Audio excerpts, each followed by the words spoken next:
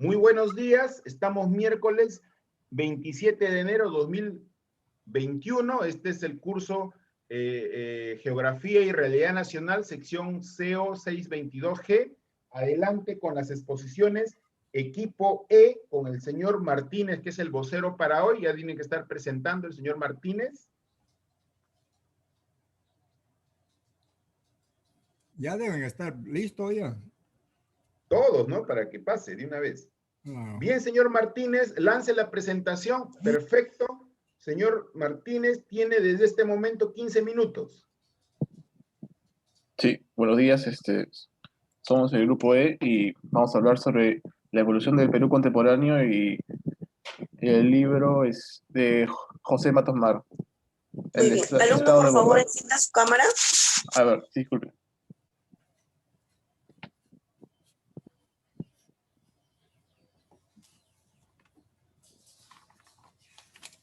Ya está, creo.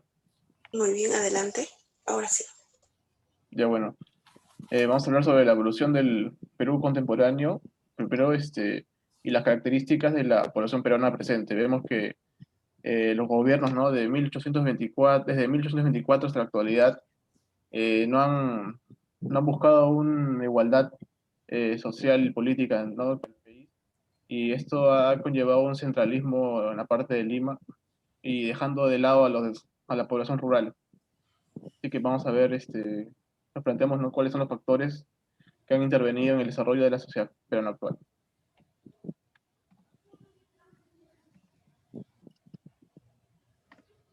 Ya. Primero vamos a hablar sobre el transporte en la área republicana, donde primero vemos que los primeros coches de alquiler, que eran los antecesores de los taxis, estos vehículos llevaban pintados en números señalados por el municipio y en particular se establece una plancha de metal, ¿no? Para poder diferenciarlos. También tenemos el reglamento municipal de carruajes. Los coches deben poseer una libreta de registro donde ahí se comenzó el inicio, ¿no? De los primeros brevetes, y los vehículos pasan a ser autorizados debían pasar por una inspección, donde se dan las primeras inspecciones técnicas de los vehículos. Ferrocarriles y las carreteras en los gobiernos. Vemos que en estos gobiernos se crearon varios ferrocarriles y desarrollo de carreteras en el Perú. Tenemos a Ramón Castilla con el ferrocarril Lima-Callao, a José Rufino Echenique con el Tacna de Arica, a José Balta con Chimbote Huaraz, Remigio Morales Bermúdez con el Lima-Loroya, Augusto Beleguía, donde se da la ley de conscripción vial, donde era de manera obligatoria, ¿no? A las personas de participar en la construcción de carreteras, donde vemos que se han creado, ¿no? Las avenidas, la avenida Leguía, que actualmente es la Arequipa, la Unión, la avenida Argentina, la avenida Nicolás de Piérola. Y Fernando de León de Terry, se da la carretera marginal de la selva. El transporte fluvial y marítimo. Vemos que en los puertos marítimos hay 19 que conectan el litoral peruano actual.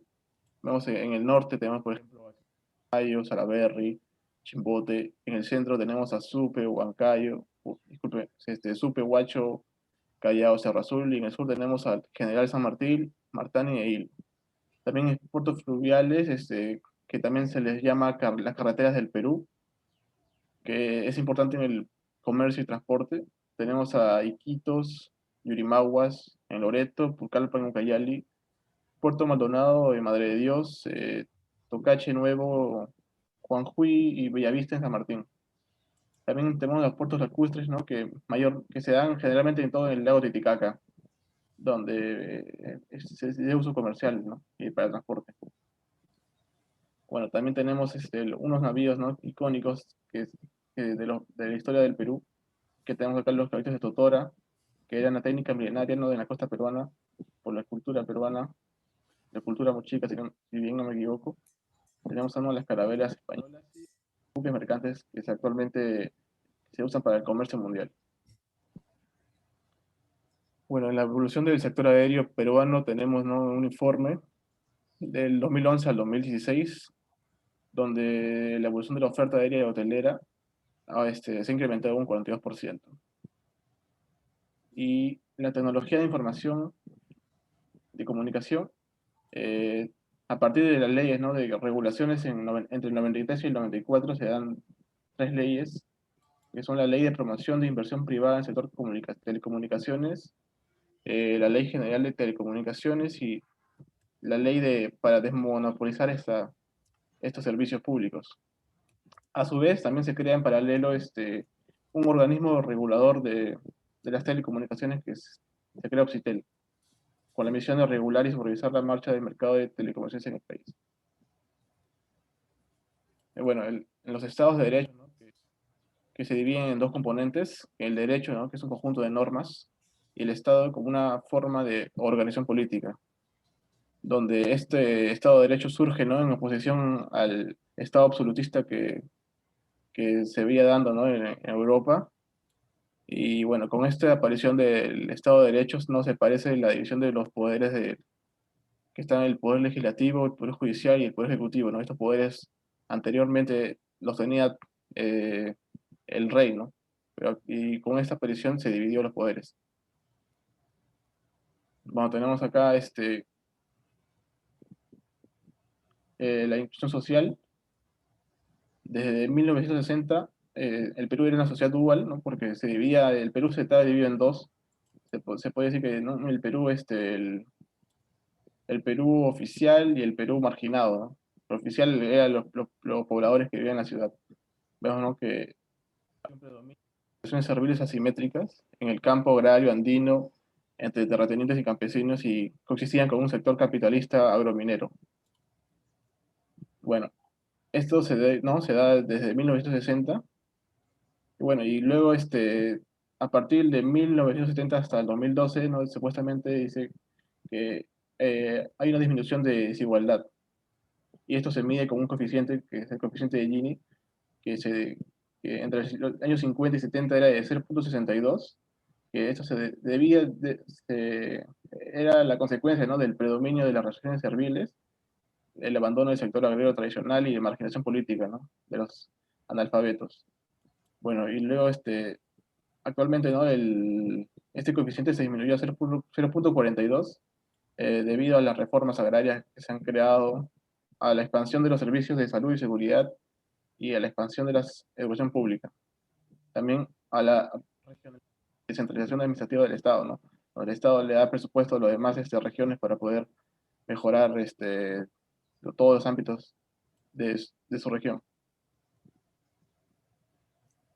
Tenemos aquí el desborde popular y la crisis de Estado, donde, como dije anteriormente, ¿no? Había dos Perús paralelos, ¿no? El Perú oficial, de las instituciones del Estado, de los partidos, de las empresas, sindicatos, y el Perú marginado, ¿no? Del campesinado y la masa urbana. En la parte de gobernabilidad,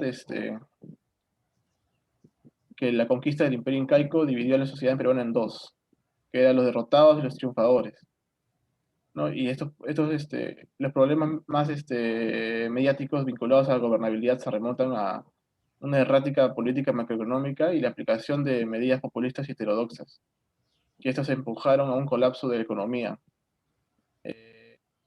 Y se puede ver, ¿no? Reflejado en la hiperinflación, en la acción terrorista de Sendero Luminoso, y todo esto, ¿no? Originó un desorden de todos los esquemas de vida.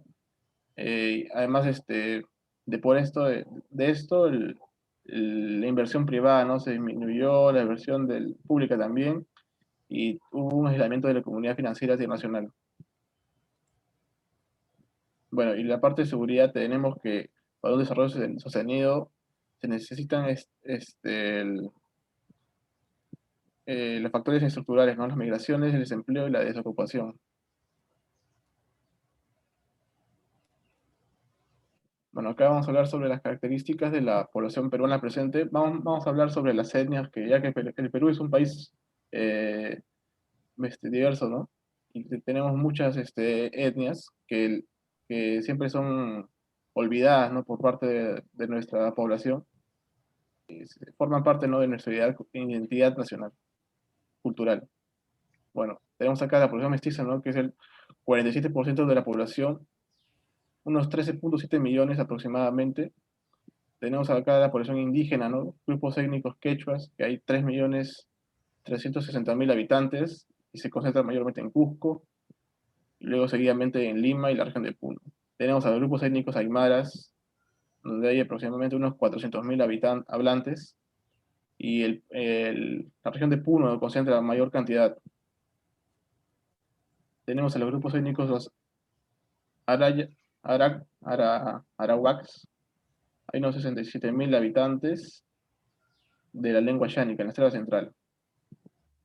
También tenemos a la población blanca, que es el 18.5% de la población peruana. Vemos que hay de origen español, portugués, italiano, alemán, suizo, y de muchas partes del mundo. También tenemos a la población afroamericana, que hay 112 poblados afroamericanos en las regiones de Arequipa, Ancash, Lima, Lambayeque, Lima, Piura y Tacna, que representan el 2% de la población. Bueno, en las conclusiones de esto tenemos que a lo largo del tiempo, ¿no? El Perú ha tenido diversos cambios, los cuales indican que no todos esos cambios han sido para mejoría, ¿no? Porque se han dado el centralismo, la cual ha generado muchos problemas, tanto para el crecimiento social como para el político. Y vemos que el Perú es un país con mucha diversidad cultural como consecuencia de las migraciones, ¿no? No obstante, aquellas se van perdiendo por la falta de identidad. Eso sería todo por parte del Perú contemporáneo. Ahora vamos a hablar sobre el libro de los estados, el Estado desbordado y Sociedad Nacional Emergente, de José Matos Mar. Bueno, vamos a ver la biografía, ¿no? José Matos nació en 1921 en el departamento de Ayacucho. Fue uno de los primeros estudiantes de antropología en el año 1946 de la Universidad Nacional Mayor de San Marcos. Bueno, él tuvo varios cargos, ¿no? Actividades, fue profesor de esta universidad, uno de los fundadores del think tank del Instituto de Estudios Peruanos en Lima y consultor del Instituto Panamericano de Geografía e Historia en México.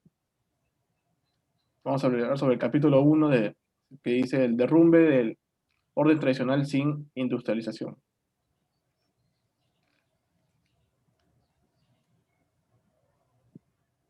Bueno, acá tenemos una transición a ninguna parte, ¿no? Donde la corta historia del Perú es historia del colapso de un estadio patrimonial de base agraria de las élites dirigentes, donde existe un destino mezquino, donde la población se autolimita sus posibilidades de orden tradicional. Estamos en la quiebra del orden tradicional, donde el Perú estaba en la acumulación de cuestión económica de poder político, dejaba de lado, ¿no? al resto del Perú. Vemos que en los años 1930 se comenzó las primeras migraciones provincianas a la capital. Y en el año 1940 se ven ahí más de 100 alzamientos en la costa y sierra por parte del campesinado, y esto se da eh, debido a estaban en contra, ¿no? del sistema de haciendas. Sin embargo, el, el gobierno no les hizo caso y bueno, y la única solución que ellos tuvieron es comenzar a migrar a la ciudad para poder tener un mejor futuro. ¿No? Se da el latifundismo y la oligarquía peruana que provocan, ¿no? la migración de los habitantes del otro Perú. Como ya dije anteriormente, el Perú está dividido, ¿no? el Perú marginado, el otro Perú, hacia Lima.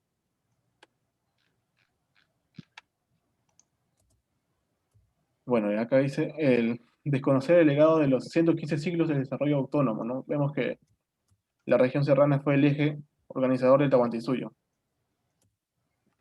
Se ubicaba en el país central, ¿no? Y esto tenía desarrollo regional, los ayllus, grupos étnicos grandes, medianos y pequeños. Y todo esto, ¿no? Provocó un desarrollo de civilización en esta zona. Bueno, y en la época de la colonia, este ordenamiento territorial consiguió que el país esté una sociedad, ¿no? que esté extremadamente centralizada. Se olvidó el área andina y serrana y amazónica.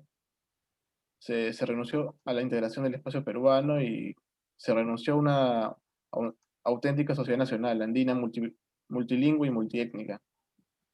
Bueno, justo paralelo a esto, el contexto mundial, tenemos que Estados Unidos, ¿no? quedó como el país más poderoso y más rico del mundo, finalizada la Segunda Guerra Mundial.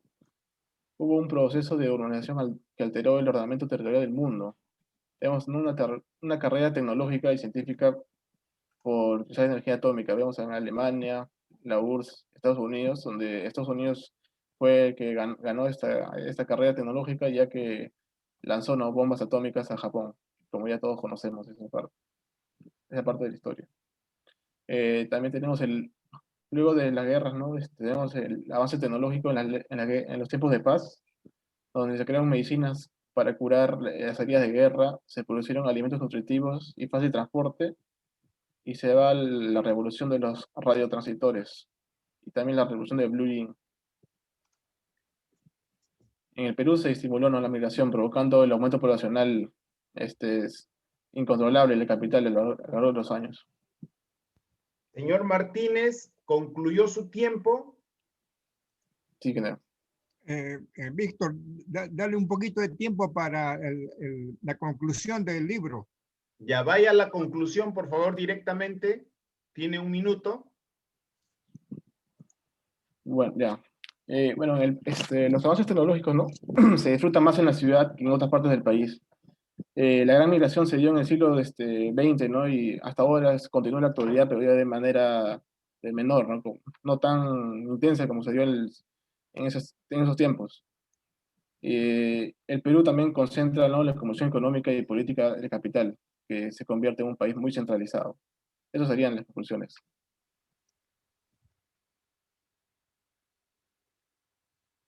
No ha usado su minuto, señor. Tiene todavía más para ser más enfático. Ha usado 15 segundos. Y faltan las recomendaciones. Así es. Bueno, lo que podemos recomendar, ¿no?, sería generar, ¿no?, un país menos centralista y poder conservar, ¿no?, la identidad nacional que se ha dejado de lado de parte de la colonia española, ¿no? Vemos que actualmente la población quechohablante, ¿no?, está desapareciendo, y no hay pocos programas, ¿no?, que generan, ¿no?, para poder conservar esta lengua. Y además el Perú, ¿no?, ahorita está muy centralizado, y aún así, ¿no?, que el Estado da dinero, ¿no?, a cada región para poder mejorar, ¿no?, todos sus ámbitos, ¿no?, político, social y económico. Sin embargo, esto no se ve reflejado, ¿no?, porque estas regiones no usan correcto del dinero que el Estado les da. Eso sería mi recomendación. Muy bien, Gracias. muchas gracias. Doctor, una recomendación de mi parte para los estudiantes. Sí, A veces, en 1 minuto, se puede decir mucho más cosas que en 15 minutos. y lo ha dicho con sus propias palabras. Así es. Más conciso, sin palabreo. Y además, el esfuerzo de síntesis es más valorado. Muy bien, Víctor.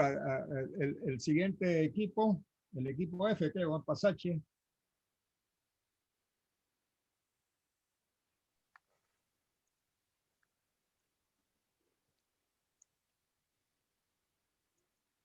Bueno, ingeniero, doctor, profesora, buenos días. Somos el grupo F y en este caso vamos a exponer sobre la evolución del Perú contemporáneo y el análisis del libro Perú, Estado desbordado y Sociedad Nacional Emergente. Bien, Siguiente, señor por favor. Pasache, 15 minutos a partir de este momento. Ajá, gracias, ingeniero. Este informe va a tratar más que todo de la evolución o los sucesos que hubieron, los sucesos importantes que hubieron en cada uno de los gobiernos a partir de la República Aristocrática. Bueno, la República Aristocrática, como sabemos, fue un periodo de nuestra historia republicana gobernada por la oligarquía, cuyo poder económico se fundamentaba en la agroexportación y el control de extensas áreas de cultivo. La oligarquía controlaba en ese entonces la agricultura, la minería, el sistema ejecutivo, legislativo y judicial de aquella época, ¿no? Los gobernantes empezamos con Nicolás de Piérola, ¿no?, que establece en ese tiempo la libra peruana de oro y el estanco de la sal, ¿no? También se da gran apoyo a la fundación de instituciones crediticias y financieras. Se funda la Escuela Militar de Chorrillos y se establece servicio militar obligatorio para el gobierno de Nicolás de Piérola.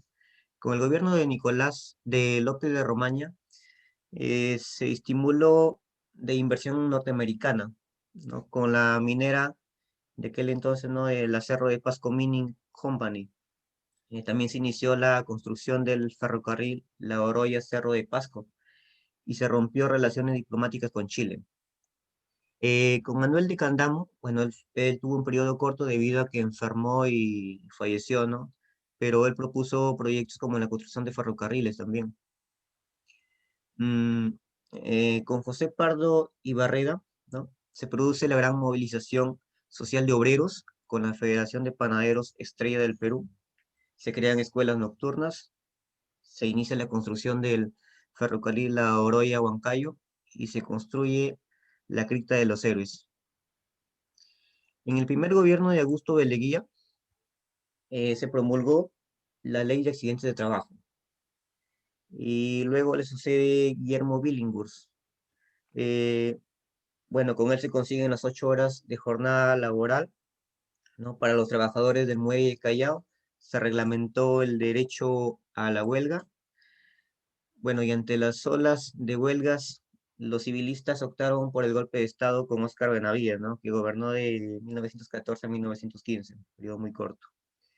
En el segundo gobierno de José Pardo y Barreda, se rompió las relaciones con Alemania, esto en el marco de la Primera Guerra Mundial. Se levantaron las exportaciones, ¿no? Debido a la guerra también, gracias a la guerra, a la Primera Guerra Mundial. Se estableció a nivel nacional las 8 horas de trabajo, ¿no? En el gobierno de en el segundo gobierno de José Pardo y Barreda. Bueno, y ahí acabó todo lo que tiene que ver con los gobernantes de la República Aristocrática, ¿no? Y luego de eso vino el oncenio de Leguía, ¿no? Que fue de 1919 a 1930. El oncenio de Leguía fue una etapa de nuestra historia donde se estableció una dictadura cívica dirigida por, bueno, por Augusto Leguía, ¿no? Cuyo gobierno favoreció más que todo los ingresos estadounidenses, ¿no? En nuestra economía, haciéndola dependiente, ¿no? De Estados Unidos a nuestra banca. La caída del oncenio de Leguía fue muy rápida debido a la crisis mundial del capitalismo, ¿no? Quiebra la Bolsa de Valores de Nueva York el 24 de octubre de 1929 y la caída de las acciones y la liquidación de importantes transacciones arrastró a las sucursales latinoamericanas, ¿no? Con ellas a Perú. No se vendían más nuestras materias primas en aquella época y los precios cayeron estrepitosamente, ¿no? Por aquella época también se crean partidos como el APRA, ¿no? Que fue fundado por Aya de la Torre. Y el Partido Comunista, el comunismo, ¿no? Que fue fundado por José Carlos Mariátegui y la Unión Revolucionaria, ¿no? Fundado por Sánchez Cerro, ¿no? Siguiente. De Sánchez Cerros a Odría, ¿no? Bueno, estos presidentes, voy a mencionar algunos acontecimientos. Eh, Luis Sánchez Cerro se sublevó en el sur y dio golpe de Estado militar a Leguía. Eliminó la ley de construcción vial, ¿no? Luego le sucede Óscar Benavides, que implantó una política represiva para los grupos opositores, como el APRA y el Partido Comunista Socialista. Hizo reformas, eh, hizo reformar la Constitución, ¿no? Para que el periodo aumentara a 6 años. Con el gobierno de Manuel Prado Ugarteche, coincidió con la Segunda Guerra Mundial, ¿no? En su gobierno hubo relativa tranquilidad política y social, creció el número de exportaciones y se empezó el auge con la línea de pescado. Con Manuel de Odría, bueno, él tuvo gran preocupación por el desarrollo urbano, aunque poco desinterés en el sector rural, ¿no? Esta fue la causa de la migración del campo a la ciudad. Su gobierno invirtió en obras públicas, como en la construcción de grandes hospitales, grandes colegios, el Estadio Nacional. Su gobierno estableció el seguro social obligatorio y el salario dominical al obrero. En su gobierno se otorgó también el derecho de voto a las mujeres. En los años 60, empezando con Manuel Prado Ugarteche, Él trajo un periodo de estabilización política, ¿no? A la libre actuación del APRA y a la izquierda. Anunció un programa de techo y tierra a favor de los campesinos que tuvo poco éxito por aquella época. Luego le sigue Fernando Belaúnde Terry. Él inicia con la construcción de la carretera transamazónica, disculpe, para abrir un desarrollo de esa región. Construye el aeropuerto Jorge Chávez, ¿no? Se inicia la construcción del aeropuerto Jorge Chávez. Suscribe el acta de Talara, ¿no? Pero en el acta de Talara hubo un problema, ¿no? Con la desaparecida página 11. Luego con el gobierno de Velasco Alvarado, bueno, Velasco Alvarado en 1968 da golpe de estado a Fernando Belaúnde Terry, ¿no? Y en 1969 promulgó la ley de reforma agraria, en donde los beneficiados fueron los campesinos y trabajadores, ¿no? También determinó que los antiguos propietarios de las tierras recibirían pagos por parte del Estado. Eh, Luego estamos con Francisco Morales Bermúdez, ¿no? En su gobierno intentó corregir el experimento velasquista, ¿no? Promulgó el plan Tupac Amaru, que anunciaba el retorno de la democracia, ¿no? En 1979 se dio una asamblea constituyente donde se crearon una nueva constitución y se retomó la democracia. Se dio las elecciones presidenciales, en la cual salió ganador Fernando Belaúnde de Terry. En los 80 iniciamos con Fernando Belaúnde Terry, ¿no? Que apenas tomó el poder, firmó la restitución de los diarios a sus antiguos propietarios, porque en ese tiempo lo había tomado Velasco Alvarado, ¿no? Casi el 25% de la prensa.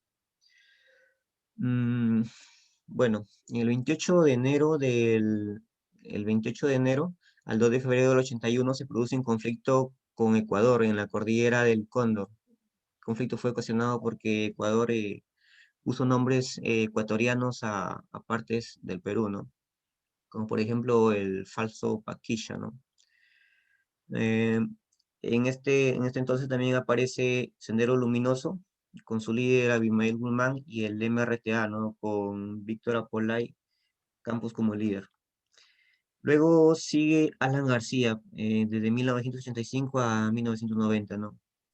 En este entonces se descubre el fabuloso reservorio del gas de Camisea, en el Cusco, y el petróleo en Ucayale.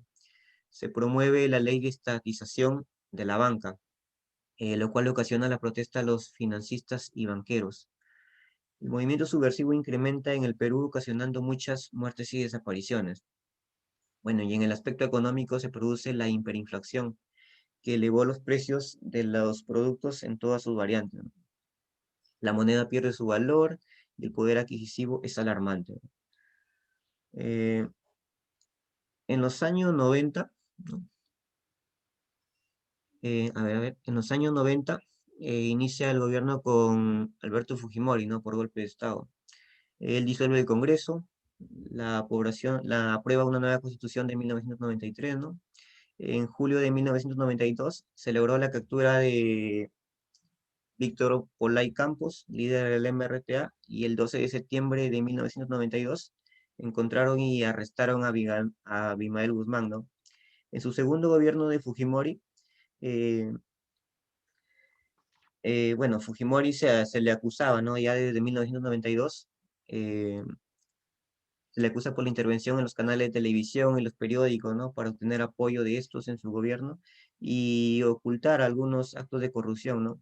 A fines del 2000, al verse acorralado por diversos escándalos durante su gestión, viajó a Japón, ¿no? País de donde intentó renunciar vía fax, ¿no? Pero fue destituido por incapacidad moral por parte del Congreso. Luego de eso pasamos a un gobierno transitorio de Valentín Paniagua, ¿no? Que, bueno, en este gobierno se propone a los magistrados del Tribunal Constitucional, ¿no? Los canales 2 y 13 son devueltos a sus legítimos propietarios, se firma el contrato de exportación del gas de Camisea, el Congreso aprueba el distrito electoral múltiple, que aprueba el sistema electoral, que comprende el Jurado Nacional de Elecciones, la Oficina Nacional de Procesos Electorales, que es la OMPE, y el Registro Nacional de Identidad y Estado Civil, ¿no? RENIEC. Bueno, el 8 de abril se realizan elecciones y saliendo ganador Alejandro Toledo Manrique, ¿no? Y respecto al libro, ¿no? El libro Perú, Estado Desbordado y Sociedad Nacional, del autor ayacuchano José Matos Mar, a nosotros nos ha tocado el capítulo 3. Siguiente, por favor. Siguiente. Siguiente. La siguiente, por favor. Ahí. Bueno, el capítulo 3 nos habla de la Lima, la plural, ¿no? El otro, Perú toma la capital. Y acá nos habla también de un desborde popular permanente, ¿no? El Estado neoliberal ha sido implantado en el Perú desmontando la actividad empresarial, ¿no? Del Estado mediante las privatizaciones, lo que reduce la capacidad interventora del Estado, ¿no? Fujimori llega al poder en 1990. Al llegar al poder en 1990, ofreció estabilizar la economía de una manera no traumática. Sin embargo, olvidaría esta oferta aprobando un ajuste drástico de precios y gasto público. El efecto fue devastador, ¿no? Al aprobar esto. De un día para otro los precios se estabilizaron, pero la pobreza se disparó. Hubo una reestructuración en la industria nacional, el cierre o venta de empresas públicas y la pérdida de los derechos laborales ganados por la acción sindical, ¿no? Bueno, acá también vamos a encontrar la formalización como estrategia, ¿no? Dentro de este marco legal, la clave de la relación entre el Estado y las barriadas será la formalización, ¿no? Entendida como la entrega de título de propiedad. Primero a las barriadas y luego a los pobladores, ¿no? Con el comienzo de una etapa, se da el título individual, proceso que fue denominado formalización, ¿no? Eh, con la demanda de nuevas normas y sobre todo una institucionalidad, ¿no? Que le permitió al Estado extender posibilidad de clientizar a las poblaciones, ¿no? Con los programas sociales fue un segundo canal de institucionalización de las relaciones con los pobladores, ¿no? Fue la creación de programas sociales dentro de las instancias estatales explícitas orientadas a disminuir la pobreza e implícitamente usados como mecanismos de contención social, ¿no? Bueno, entre los programas sociales encontramos que fue un segundo canal de institucionalización, ¿no? Está eso, y bueno, ya que Fujimori en 1990 crea el primer programa, ¿no? Que fue FONCODES, y también se crea MINDES, ¿no? Estos programas siguieron, ¿no? Con el gobierno de García y Toledo. Siguiente diapositiva, por favor. Eh, el otro Perú y la toma del capital, el desborde cambia a Lima, ¿no? El espacio antiguo que ata a pasado recreando un futuro promisor, ¿no? Actualmente en Lima se encuentran vestigios en su ámbito, restos arqueológicos, cementerios y muchos conjuntos como Armatambo, Ullana, Mateo Salado, Huantile, ¿no? Entre otros. También se encuentran miles de fragmentos de cerámica, fardos funerarios, bien conservados y restos estudiados más por arqueólogos extranjeros que por nacionales, ¿no? Todo ello demuestra que Lima es un espacio antiguo, no una invención colonial. Eh, en el desafío de la presencia del pasado, los sitios arqueológicos existen constituyendo un verdadero mosaico de la extraordinaria creatividad de los grupos humanos asentados en dichos valles, ¿no? Ancón, por ejemplo, exhibe restos que van desde el 7000 a.C. hasta el siglo XVI. Las colinas de Ancón es un antiguo basural que los arqueólogos han excavado hasta 10 metros de profundidad, ¿no? Guardando huellas estratigráficas desde el precerámico tardío hasta la ocupación inca. Bueno, Pachacama es un caso especial, ¿no? Señor Pasache, se cumplieron sus 15 minutos. ¿Qué hacemos, doctor? ¿Cómo dice? dices? Conclusión. ¿Se cumplieron los 15 minutos? Ya, pues que vaya a las conclusiones, rápido. Sí. En las conclusiones y recomendaciones. Sí, ingeniero.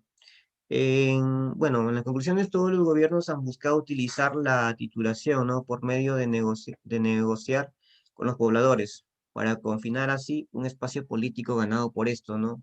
En la gama de tecnología y el arte existen en estos conjuntos ayuda a comprender y entender el uso social del espacio del mundo andino, ¿no? Y la falta de un Estado que proporcione las necesidades de trabajo genera la corrupción, violencia, delincuencia, y se continúa beneficiando solamente al Perú oficial tradicional. En las recomendaciones, bueno, el luchar por un bien común entre los peruanos es una responsabilidad de todos, ¿no? Y se deben rescatar los conjuntos existentes, ya que año tras año están siendo destruidos como consecuencia del crecimiento urbano. Estos conjuntos requieren de un tratamiento urgente. Y respecto al Perú y la evolución de la emancipación, bueno, hay que tener mayor participación en los sucesos acontecidos tanto en el ámbito político, así como en el ámbito social. Bueno, y eso sería todo. Gracias.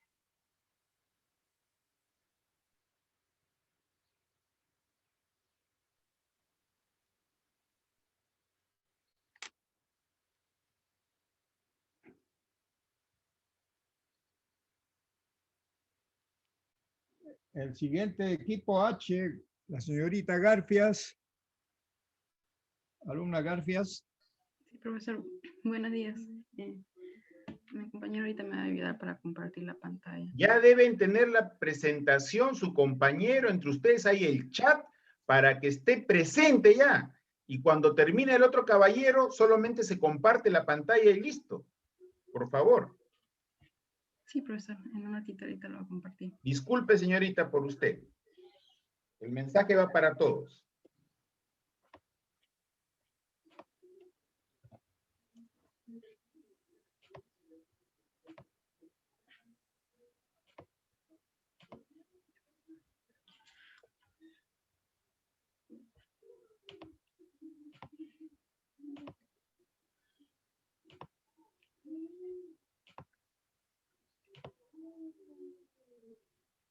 Ok, profesor. ¿Se puede ver mi pantalla, profesor? Sí, lance la presentación. Ok, muchas gracias. Ok, buenos días, compañeros. Ahora hablaré sobre el tema de la evolución del Perú contemporáneo y sobre la lectura del capítulo 4 de Perú, Estado desbordado y Sociedad Nacional Emergente. Desde este momento tiene 15 minutos. Sí, profesor. Gracias. Disculpen, me había olvidado. Ya. La evolución de la vialidad. Augusto Leguía. En 1920 se dictó la ley de conscripción vial, que obligaba a todos los hombres de 18 a 60 años de edad a trabajar gratuitamente por 12 días al año en la construcción de carreteras. Fernando Belaúnde Terry, de 1964 a 1968, su prestigio dentro y fuera del país como gobernante se acrecentó por su infatigable tenacidad por realizar su proyecto de la carretera marginal de la selva. De 1980 a 1985, la construcción de importantes carreteras y el mejoramiento de otras, como el asfalto de la carretera central, la construcción de autopistas que salen de Lima hacia el norte, centro y sur. La evolución en lo cultural. En el periodo que va de 1950 a 1967, la pesca, la minería y la manufactura ampliaron su participación en el Producto Nacional Bruto y tuvieron una tasa anual de crecimiento mayor que la agricultura. Como antecedentes, la evolución de navegación aérea. El aeropuerto de Limatambo fue inaugurado por el entonces presidente del Perú, Óscar Benavides, el 3 de noviembre de 1935. Está ubicado en el distrito de San Isidro, en la zona de Corpac. Ahora el Aeropuerto Internacional Jorge Chávez, que fue concebido en 1960 para reemplazar el antiguo aeropuerto de Limatambo, ubicado en el distrito de San Isidro, debido a que había quedado rodeado por las nuevas áreas residenciales de la ciudad de Lima. La evolución de la población predominante rural a urbana. Un cambio espectacular fue el crecimiento demográfico limeño. La población se triplicó entre 1940 y 1993. Pasó de 7 a más de 22 millones de habitantes. Al año 2000 llegó a 25.7 millones. Este fenómeno convirtió al Perú en un país mestizo, urbano y costeño. En 1940, el 70% de la población vivía en el campo. Hoy en día ocurre todo lo contrario. Ese mismo porcentaje vive en las urbes. Como análisis de la problemática.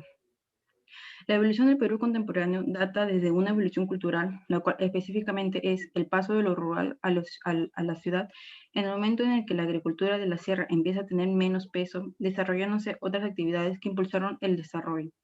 Pasamos de una sociedad de casta a una sociedad inclusiva. Se deja poco a poco el racismo, la discriminación que aún hoy en día se logra ver, aunque con mucho menos nivel que en aquellas épocas de cambio. Nuestra gastronomía, música, costumbres, etcétera, muestran pedazos de la cultura de cada parte. Planteamiento del problema. Como principal es el papel de las personas y su nivel de importancia es en el proceso del desarrollo del Perú contemporáneo. Y con problema específico es, como país, ¿en qué medida el Perú se ha beneficiado en los factores involucrados en su evolución? Como objetivo, es comprender los hechos históricos del Perú y conectarnos con el proceso de desarrollo del Perú, ya sea en lo cultural, en la sociedad, política u otros aspectos. Identificar los aspectos positivos y negativos de la evolución del Perú, así como considerar medidas que pueden abordar los aspectos negativos. La hipótesis. Lo antiguo del Perú es que, para bien o para mal, con el tiempo, el aporte del Perú de hoy es el gran papel que ha venido desempeñando el pueblo peruano y cómo se ha desarrollado la voz del pueblo. Por fin, poner fin al abuso de cierta autoridad. El Perú sigue desarrollándose y se espera que se convierta en un país desarrollado en todos los aspectos. Como justificación. Luego de severos retrocesos provocados por la Guerra del Pacífico, el país inició el auge del proyecto de oligarquía, liderado por la exportación de materias primas, y entró en el siglo XX. La desintegración de las actividades económicas consolidó nuevos grupos sociales que desafiaron el orden de la vieja clase dominante. Marco teórico. Desde hace un par de décadas se están produciendo en la sociedad peruana una serie de fenómenos originales que obligan a replantear, en algunos casos, las categorías necesarias para un estudio de la cuestión. Por diversas razones, los actores sociales, y especialmente aquellos que sufrieron prolongados periodos de marginación económico, político y cultural, comenzaron a generar sus propias respuestas ante un Estado excluyente y una organización social profundamente injusta. Este proceso está hoy abierto y muestra en su riqueza innumerables matices y ángulos de enfoque. El marco conceptual. La época contemporánea tuvo como protagonistas principales a los golpes de Estado y a un galopante inestabilidad económica que llevó al país a una crisis social y económica durante una década de los 80 en el siglo XX. A partir de los años 90 del mismo siglo se inició una lenta recuperación. Alumna Garfias, una pregunta por curiosidad. ¿Cuál es la primera guerra del Pacífico? Ay, tiene razón. Sería la Guerra del Pacífico.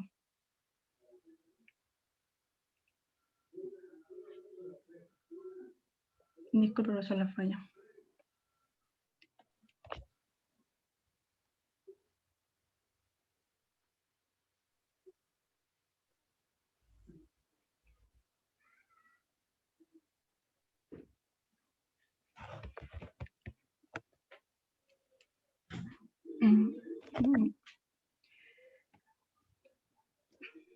Bueno, seguir con la exposición. Ahora hablaré sobre la lectura del Perú, Estado desbordado y sociedad en ciudad emergente, del capítulo 4. El Perú moderno del siglo XXI. Los procesos de fondo. Cabe destacar 4 importantes situaciones que cambiaron el Perú actual del siglo XXI. La primera fue los migrantes se transformaron en éxitos emprendedores. La segunda, la provincia nacional se ha desarrollado de una manera impresionante. La tercera, el migrante provinciano pasó a ser un limeño que aporta a la sociedad, trabajando de la misma manera que el limeño tradicional. La cuarta, desde 1980 el país es gobernado por partidos civilistas que mantienen un sistema político y económico continuo y acumulativo. Estos se han favorecido por la globalización y la revolución de comercios internacionales. La descentralización del país. Un mundo en cambio permanente.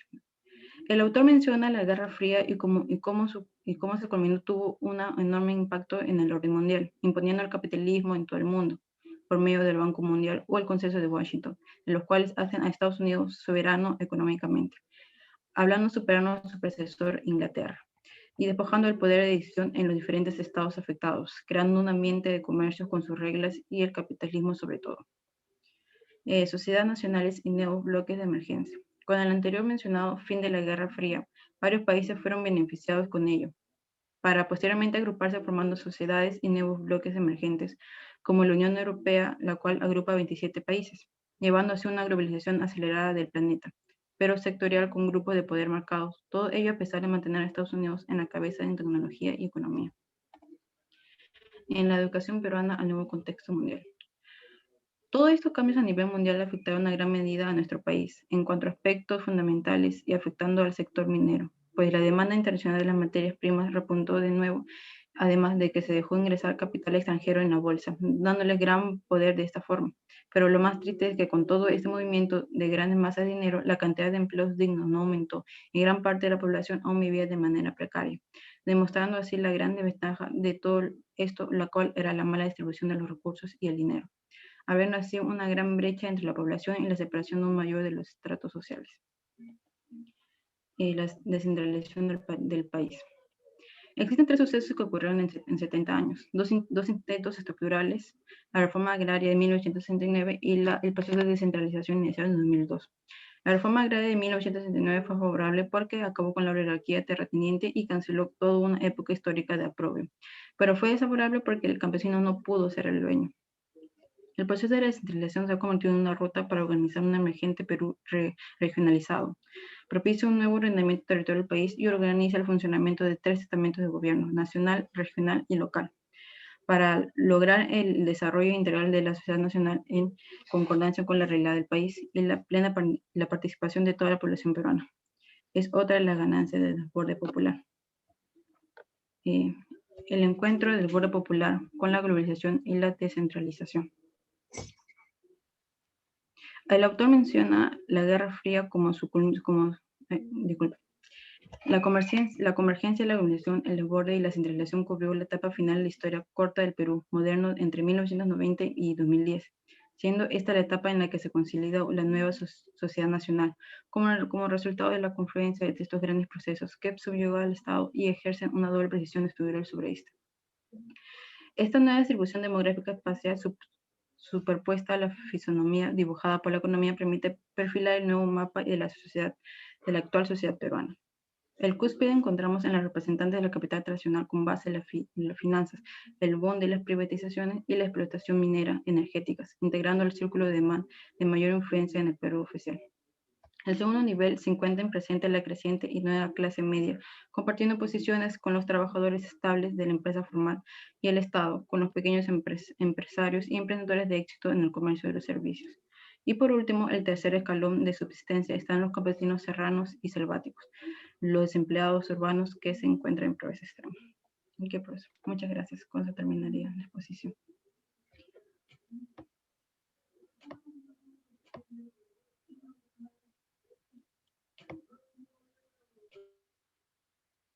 ¿Terminó, alumna Garfias? Sí, profesor, ya terminé con los resúmenes. ¿Cuáles son sus recomendaciones? Como país, nosotros ya como... Pero pronuncie fuerte, por favor.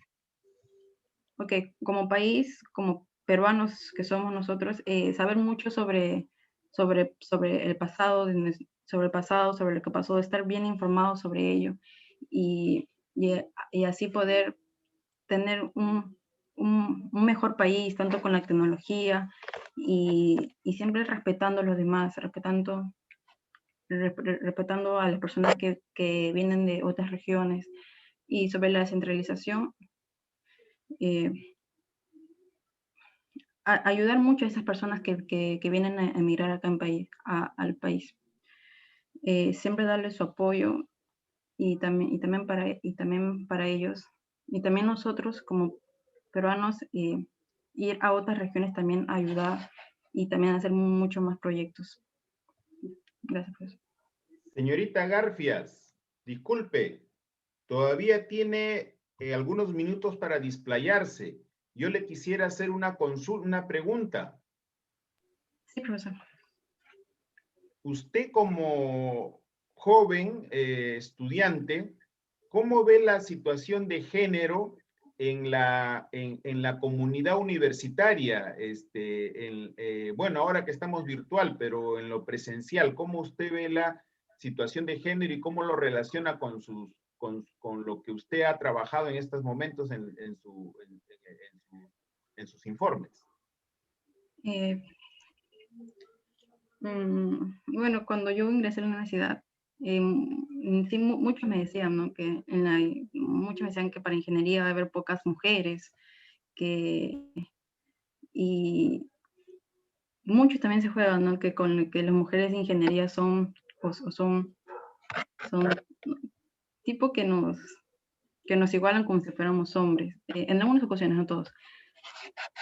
Y tanta desigualdad no veo mucho, y nuestros compañeros siempre nos tratan con respeto y validan nuestra opinión. No veo mucha diferencia, solamente que ya sí, en aulas se ve que hay muchos más hombres que mujeres, pero aparte de eso no veo mucha diferencia. Bueno, doctor, si usted me permite, voy a tomarme la libertad de tomar esto como una cuestión de debate. Yo le puedo complementar que las damas ingenieras civiles tienen mayores ventajas que los caballeros civiles, ingenieros, en la cuestión de dirigir una obra de construcción. De hecho, yo recomendé a una de mis alumnas, buena de mis alumnas, a trabajar en la empresa COSAPI. Y cuando hubo la selección, me llamó y me decía, ingeniero, están llamando a varios y a mí no me llaman. Están llamando a varios y a mí no me llaman. Todos hombres y a mí no me llaman. La verdad yo no le decía nada porque no me metía en la situación, yo solamente le había recomendado y la llamaron al final. Y ustedes saben que los últimos serán los primeros. Entonces, porque ahí en esa empresa consideran, bueno, tienen que ser buenas ingenieras y buenos ingenieros, que las mujeres son más organizadas, son más de comando, y pues los obreros, los de construcción civil, tienen respeto más a las damas, por ustedes las circunstancias que se pueden imaginar. Entonces usted considérese como afortunada y tome esas ventajas en beneficio del país. Víctor, una interrupción. ¿Quiénes los respetan? ¿A los obreros de construcción civil, dices? Así es, doctor. Ya, bueno, pero por ahora, pero cuando las papas quemen, eso va a ser bravo. Así es, así es. Ajá. Así es. Terminaste, Víctor. Yo quisiera que me aclare, Valerín, una frase que casi al inicio de su exposición manifestó.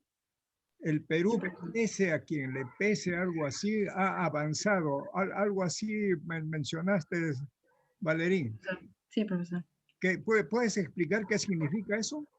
Que Perú, a pesar de las corrupciones que hubo con las malas autoridades, y también nosotros como peruanos, ¿no? Que a veces por ejemplo, nos quejamos mucho de que roban, pero nosotros también compramos cosas robadas. Y decimos que pese a lo que nosotros hacemos, a las autoridades, el Perú, tanto por la gente buena, la gente que sí quiere un Perú mejor, el Perú ha mejorado. Como dije, a pesar de todo eso, de la corrupción, también que muchos nos quejamos, pero no hacemos nada. A eso se refería, profesor. Ya, muchas gracias. Pasamos al debate, me parece. Mariela, Víctor. Así es, doctor. Muy bien, adelante. Muy bien, empezamos el debate entonces. Para eso vamos a llamar al equipo. A ver, un minuto. Entonces, Romy. Acá está.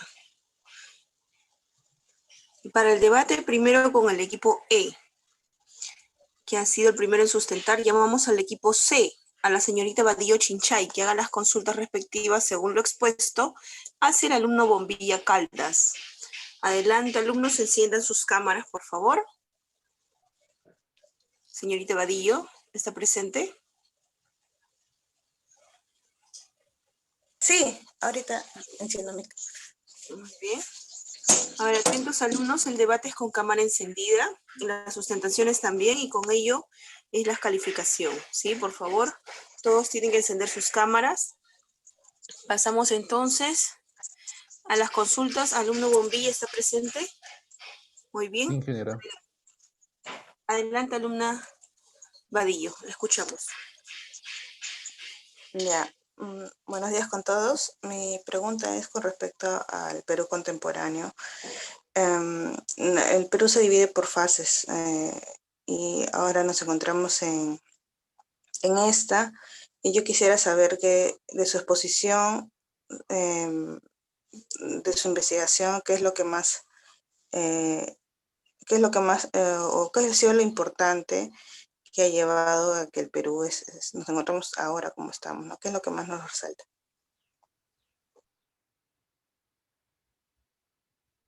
Bueno, entre esas, una que se destaca es también las migraciones que ha habido, por ejemplo, cómo se ha llevado la cultura que hay en el exterior, ¿no? En la sierra, y se ha combinado con la que teníamos, ¿no? Otras también han sido las políticas que se tomaron, ¿no? Y también los gobiernos, por ejemplo, como fue en los pasos digamos, la reforma agraria, ¿no? Cuando se comenzó a incluir, ¿no? A personas, ¿no? Se comenzó a tener más en cuenta al poblador, ¿no? Al poblador indígena y a las mujeres. ¿Sí? Y esas son las cosas de las que más, digamos, ¿no? La inclusión, ¿no? En todos. Porque poco a poco el tiempo, digamos, pues se puede decir que Perú solamente era de gente con plata, ¿no? Pero ya el poblador poco a poco ha llegado acá, ha hecho empresa y se ha desarrollado y ha logrado establecerse, ¿no? Y aunque tal vez ya no sea así total, ¿no? Pero se puede decir que cada vez se vive mejor, ¿no? En ese sentido. Bueno, ahora que lo mencionas, pues sí, me parece que estoy de acuerdo contigo. Yo creo que en la uni, y bueno, muy alrededor de los familiares que tengo, eh, todos han estado en un inicio en condiciones paupérrimas, ¿no? Han sido gente bien humilde y sus hijos se han superado y los hijos de los hijos estamos tratando de ser mejores también. Y ese concepto de progresar es muy bonito y creo que muchas familias en el Perú lo siguen viviendo. La ideal sería que las personas que nos encontramos estén bien o hayan tenido siempre las oportunidades, pues las sigan aprovechando y así todos podamos hacer un Perú mejor. Eso sería todo. Gracias.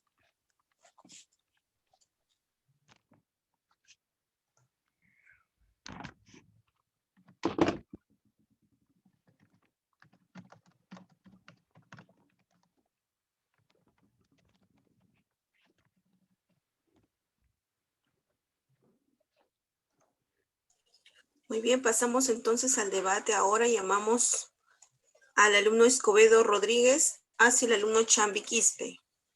¿Alumno Escobedo está presente? Sí, Muy bien, buenos alumno días con Chambi, todos. perfecto. Mi Adelante. consulta hacia mi compañero va respecto a lo que es el avance de la tecnología y el desarrollo de esta en el Perú, ¿no? En este país.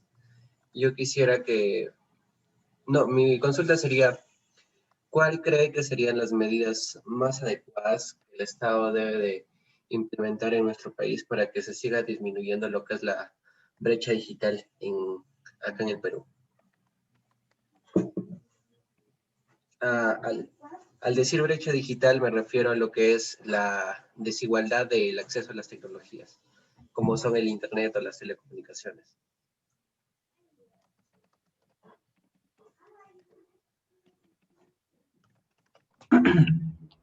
Buenos días, compañeros y profesores en general.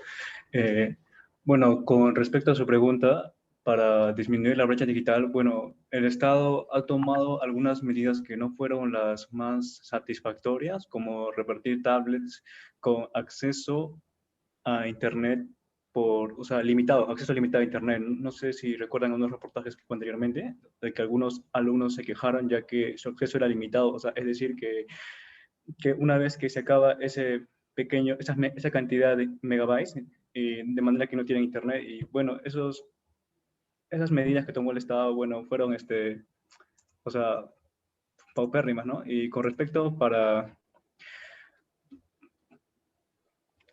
disminuir la brecha digital, primero tiene que tomar nuevas medidas como las que vino haciendo y continuar. O sea, hace respecto a entregar laptops y internet a las personas que más lo necesitan, como hubo hace unos meses, donde repartieron en nuestra universidad internet y laptop a las personas que tenían escasos recursos, o sea, que presentaban pobreza extrema o pobreza en el CISFO.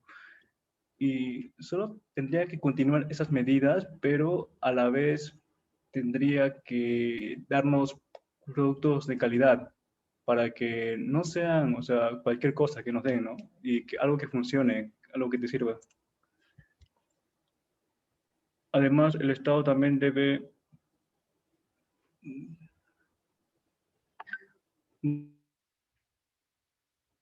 debe debe desarrollar más su propia tecnología, ya que actualmente el Estado como que, o sea, te da una tecnología, pero a veces, muchas veces pasa de que ellos ni siquiera saben usar. Lo que sería beneficioso es que sigan las capacitaciones, tanto a los profesores y al personal administrativo y al personal educativo y a todos los que corresponden en áreas o sectores involucrados. Aparte que eso ayuda a mejorar, ¿no? En la accesibilidad. Bueno, eso sería mi respuesta, compañero. Claro, yo estoy de acuerdo, ¿no? De que el principal agente para mejorar lo que es esto de la brecha digital es el Estado, ya que debe brindar políticas de desarrollo para que haya, digamos, no haya la desigualdad que existe hoy en día de que, por ejemplo, donde más se tiene, o donde más se tenía acceso a Internet era en las ciudades y no en los pueblos alejados, ¿no? Bueno, digamos que este año ha mejorado todo esto gracias a la pandemia, ya que de alguna manera se han buscado medidas para que los lugares más alejados cuenten con Internet. Sin embargo, eso no es del todo correcto porque hay zonas, por ejemplo, mi mamá es docente y hay zonas donde en este país no hay acceso a Internet, entonces es difícil llevar ello, ¿no? Respecto a las medidas que yo considero que deberían de implementarse son la disposición de redes de comunicación en los lugares más alejados, cosa que se ha descuidado y que ha existido en el país desde hace muchos años, ¿no? Por ejemplo, hoy en día o este último año es que ya existe lo que son internet en muchos colegios que no existía, ¿no? Y, por ejemplo, podemos ver desde este punto de que existe una gran desventaja porque sabemos que la brecha de lo que son las tecnologías, aparte de ofrecernos acceso a Internet, nos ofrecen lo que son ventajas y beneficios. Y esa sería mi respuesta. Alumno Escobedo, buenos días. Buenos días, ingeniero. A ver, el equipo G, su vocero, el señor Martínez, digamos, expuso de la necesidad de la inclusión social o mencionó la inclusión. En la etapa actual que está sobre el tema que están tratando ustedes en este momento sobre la educación virtual, ¿no es cierto? Ya, estamos en esa política de incluir a los que no han podido acceder a la forma de esta educación virtual. ¿Y qué piensa usted con respecto a la integración? Porque si el país estuviera integrado con todos sus habitantes en el desarrollo del país, esta situación se hubiese presentado, esta inclusión que se está buscando como una medida digamos, de salida al problema de la educación virtual, ¿Qué le parece a usted? ¿Es necesario buscar no solo la inclusión, sino especialmente la integración de todas las capas del Perú en rumbo al desarrollo del país? ¿Qué opina usted, alumno Escobedo? Entendiendo su pregunta respecto a lo que son educación virtual, considero que es importante tener esto en cuenta porque, en primer lugar, lo que es la educación virtual y el acceso a Internet nos brindan ventajas, o sea, brindan ventajas a los estudiantes en el caso de acceder a nuevas oportunidades.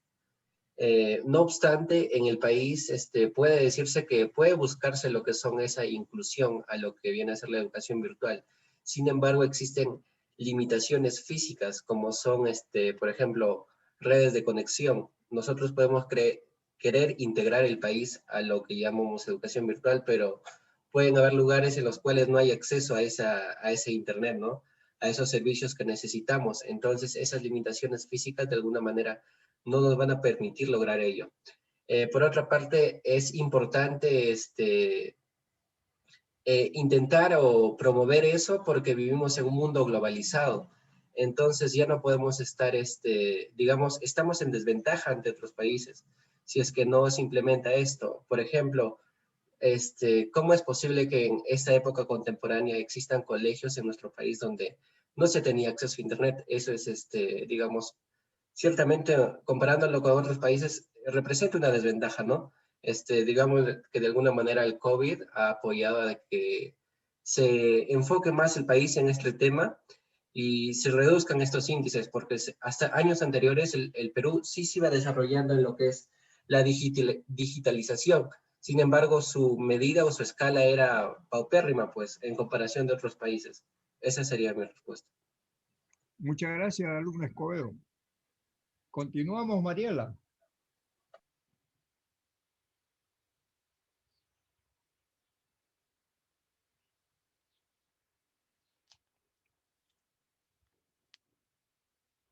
Muy bien.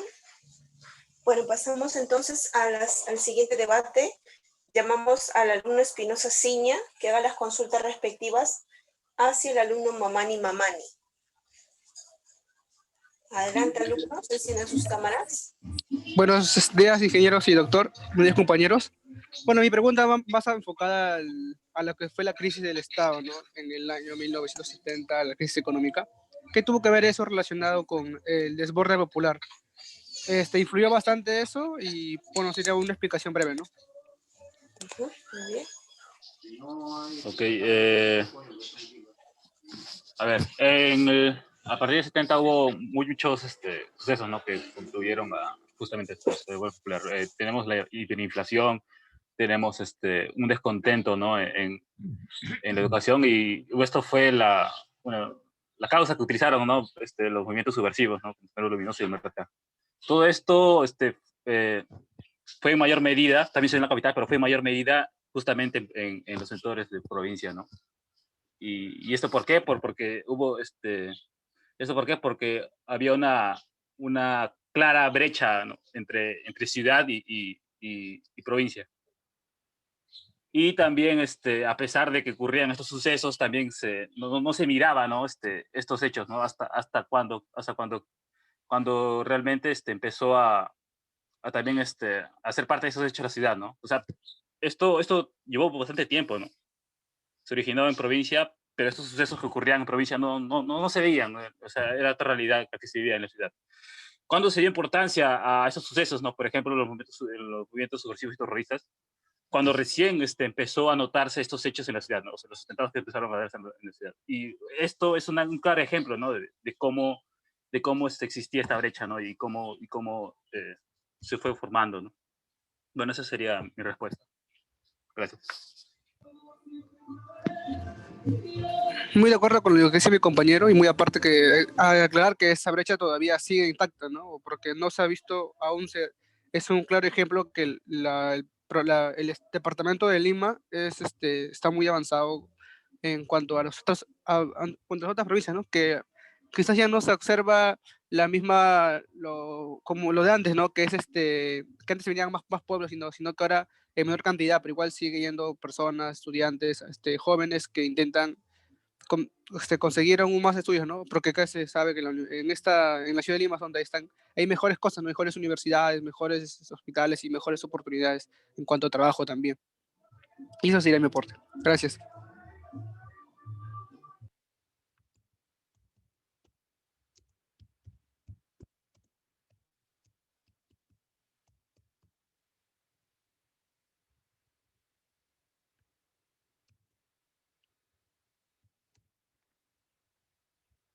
Muy bien, pasamos entonces ahora a las consultas del alumno Rodríguez Hernández hacia el alumno Martínez Cueva. Enciendan sus cámaras, por favor.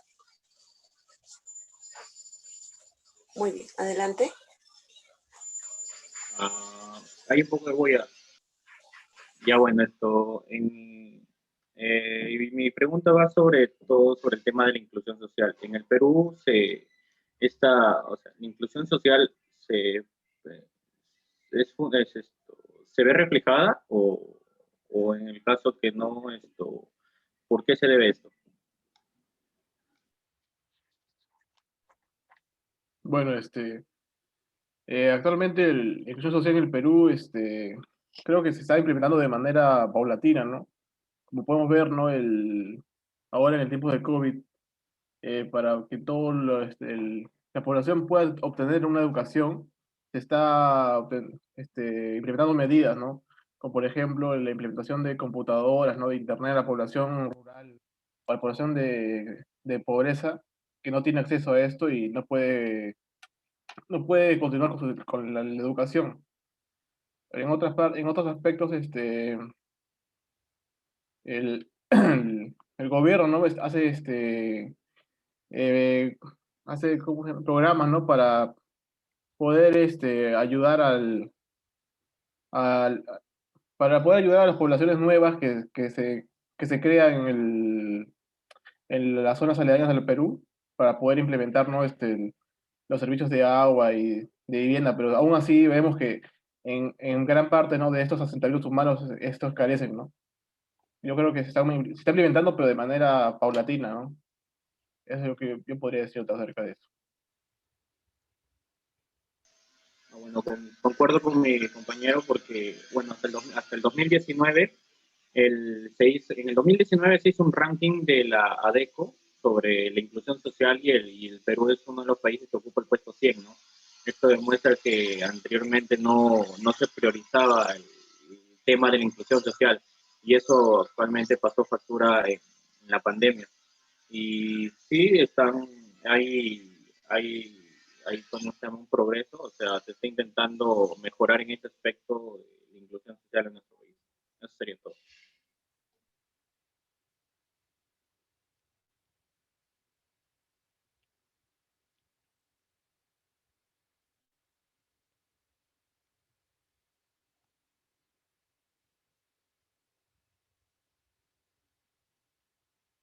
Muy bien.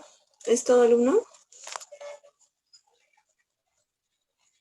Sí, bueno, pasamos entonces a las consultas del alumno Sánchez Salayo hacia la alumna Pino Loyola.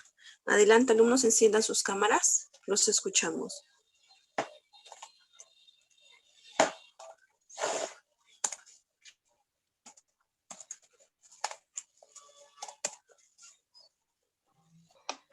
Ok, mi consulta va con respecto a las migraciones del siglo XX. Mencionaron en su exposición sobre las migraciones del campesinado. En el siglo XX, los campesinos por las haciendas y los gamonales, migrando hacia la capital y dejando de lado, por así decirlo, el sentimiento regionalista. ¿Crees que el campesino en la actualidad sigue estando de lado o su situación no ha cambiado en la actualidad? Esa sería mi pregunta. Disculpe, la última parte que dijiste sigue el campesino, ¿quién? ¿Crees que el campesino sigue estando de lado o su situación no ha cambiado en la actualidad? Bueno, a partir con la reforma agraria en los 70, pues hubo un cambio, ¿no? Lamentablemente esta medida. Entonces, pues yo creo que no están iguales porque la población rural ha descendido considerablemente hacia la capital, ¿no? Y pues, también ha habido medidas por parte del gobierno que han tratado por ejemplo, el gobierno de la UNI, con los colegios, y pues eso hecho que su situación cambie, pues, pero no algo, no tan radical como.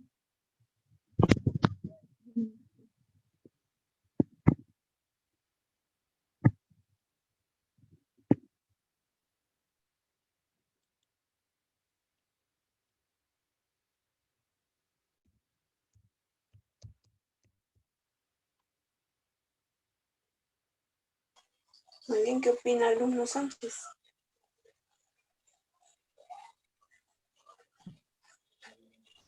Bueno, no he escuchado muy bien lo que ha dicho, pero aportando algo más, la situación del campesino, mm, que producto de esa explotación de los gamonales, no se soluciona hasta una reforma agraria que se da con el gobierno de Velasco Alvarado. Y luego, pero aún así las condiciones que se les da a los campesinos no son las más óptimas que brinda el Estado, por lo que se siguen dando estas migraciones y en cierta forma han perdido sus costumbres y su identidad nacional al ver que ya no, al migrar a Lima, como lo es por los temas de la discriminación y la falta de inclusión. Eso se llama por. Muy bien. Bueno, pasamos a las consultas del alumno Zulka Loaiza hacia nuevamente la alumna Pino Loyola. Adelante, por favor, enciendan sus cámaras. Buenos días, ¿se me puede escuchar? Sí, se lo escucha. Adelante, alumno. Bien, yo quisiera preguntar a mi compañera o saber más que todo su opinión acerca de, se ha hablado mucho sobre la falta de herramientas tecnológicas para llevar las clases virtuales en todos los sentidos, ¿no? Escolar, universitario, etcétera. Y también en muchas partes del Perú se han implementado algunas soluciones como antenas de internet, modems, etcétera. Pero ante esto también, como sabemos, en la parte de la selva y sierra ocurren muchas lluvias que hacen que estos medios dejen de funcionar por algunos días. Entonces, quisiera saber si es que el Estado, a su parecer, ¿no? Si es que el Estado debería tomar como responsabilidad estos fenómenos y costearlos, o cree que estos problemas son casos donde ya el Estado no puede hacer nada y que simplemente debería dejar que se solucione de alguna forma que no sea por medio económico.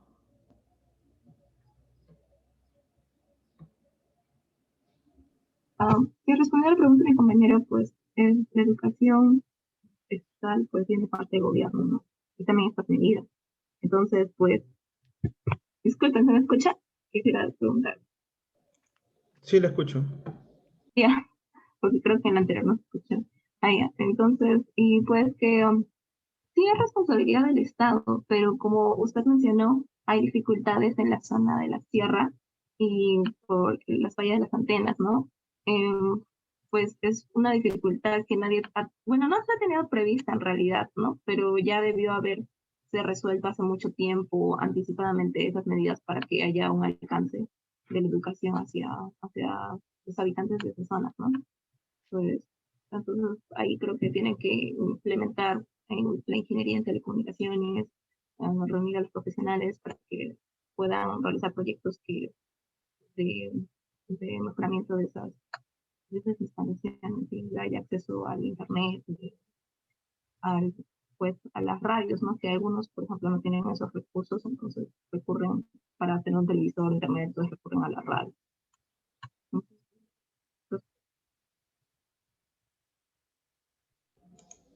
Bien, yo creo que sería unos casos donde se debería evaluar un montón, ya que si la zona afectada cuenta con una gran cantidad de alumnos de diversos centros, sea colegios, universidades, se debería implementar mejores medidas para esta comunicación y acceso a Internet.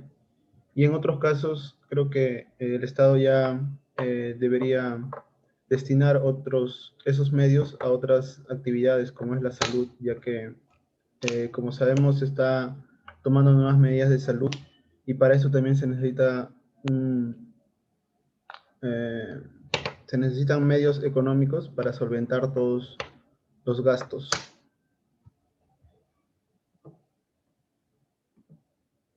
Eso sería todo mi aporte.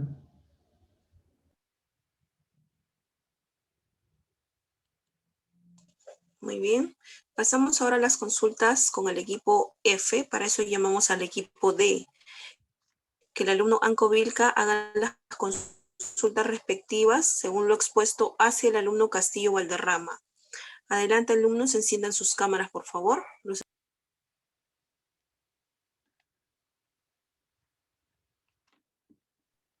Alumno Anco Vilca, ¿está presente? Sí, disculpe. Muy bien. Adelante, lo escuchamos. Ya, buenos días, profesora, compañeros. Mi pregunta es, ¿con qué principios crees que se deben educar a los jóvenes hoy en día para que se pueda afianzar la inclusión social en el país? ¿Puedes repetir la última parte? Que se entrecortó un poco. Para que se pueda lograr, para que se logre la inclusión social en el país, para que se pueda, ¿con qué principios crees que debemos educar a los jóvenes para que se pueda lograr la inclusión social en el país? Para que haya empatía y eso. Bueno, con respecto a eso, obviamente debe priorizar lo que sería el respeto y la identidad, ¿no? Conocer que, por ejemplo, actualmente los jóvenes se forman con algo que sería que en cierto caso le da esa vergüenza lo que serían nuestros antepasados, ¿no? La cultura que hay en el Perú. Y eso pues no puede ser nuestros principios o esas bases deben erradicarse. Lo que sí sería, como vuelvo a repetir, sería la identidad, ¿no? Saber que nuestro país es un país multicultural donde hay distintas culturas y cada cultura tiene sus maneras de expresarse, ¿no? Y mediante unos principios que sería el respeto, la identidad, yo creo que son los valores primordiales que deben priorizarse para erradicar lo que sería la discriminación o el racismo sobre las culturas que son propias de nuestro país.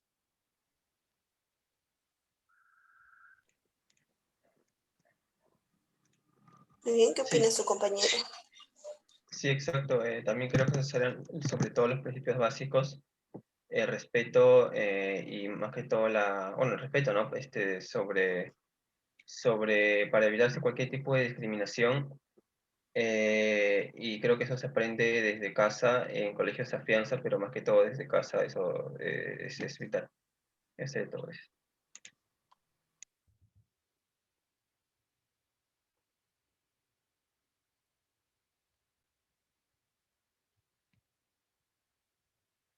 Muy bien, pasamos entonces a las consultas del alumno García Galarza hacia el alumno Estacio Taipe. Adelante, alumnos, enciendan sus cámaras.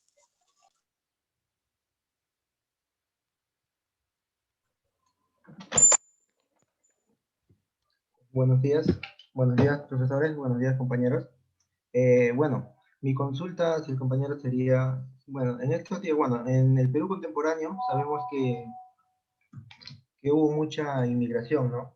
O sea, en el Perú mencionando uno de los factores que hubo y que afectó, ¿no?, en el desarrollo del Perú, fue la inmigración, tanto en la época del terrorismo y también actualmente como vemos con los venezolanos. Entonces, ¿cómo tú consideras, compañero, que esta migración te ha afectado al desarrollo al desarrollo tanto económico, social, a ver si hay alguna influencia política en el desarrollo, ¿no?, del Perú contemporáneo.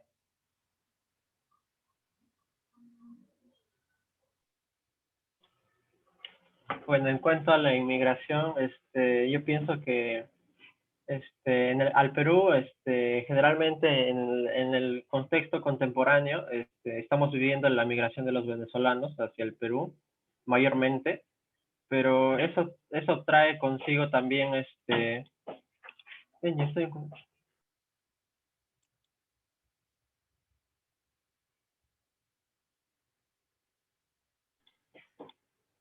Disculpen, he tenido un problema. Ya, lo que iba diciendo es que en el Perú hemos tenido principalmente la migración de venezolanos y eso contrajo, bueno, como toda migración trae mayor mano de obra y genera un perjuicio que es menor trabajo hacia los trabajadores informales, podríamos decirse.